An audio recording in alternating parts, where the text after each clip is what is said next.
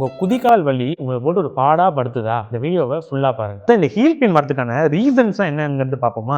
உங்களோட கெண்டைக்கால் மசில், அதாவது உங்க காஃப் மசில் ரொம்ப டைட்டா இருந்தாவோ, இல்ல நார்மல விட அதிகமா உங்க பாடி வெயிட் இருந்தாவோ, சில நேரங்கள்ல உங்களோட பாதத்துல இருக்க மசில்ஸும், உங்க கால்ல இருக்க மசில்ஸும் கொஞ்சம் வீக்கா இருந்தாவோ, அது தாண்டி சடனா உங்களோட ஆக்டிவிட்டி லெவல் ஒரு நாள்ல அதிகமா ஆகுது அப்படின்னா, இல்ல அதுவும் இல்லன்னா உங்களோட பாதம் வந்து ஃப்ளாட்டா இருக்கு. இந்த மாரி நெறைய ரீசன்ஸ்னால உங்களுக்கு ஹீல் பெயின் வரும். பட் ஒரு முக்கியமான விஷயம் சொல்லவா?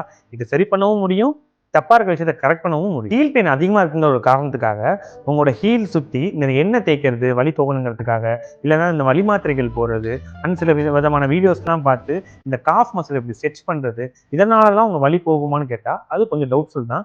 மேபி அது டெம்பரவரியா ஒரு சொல்யூஷன் தரலாம். பட் உங்களுக்கு பெர்மனன்ட்டான ஒரு சொல்யூஷன் வேணும் அப்படின்னா, உங்க நியர்பைல இருக்க பிசியோதெரபிஸ்ட்ட போய் பாருங்க.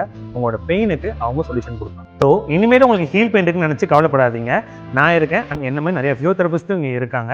ஸோ சீக்கிரம் அவங்கள காண்டாக்ட் பண்ணுங்க. அண்ட் எங்க ஹெல்ப் வேணும் அப்படின்னா இந்த நம்பரை மறக்காம காண்டாக்ட் பண்ணுங்க.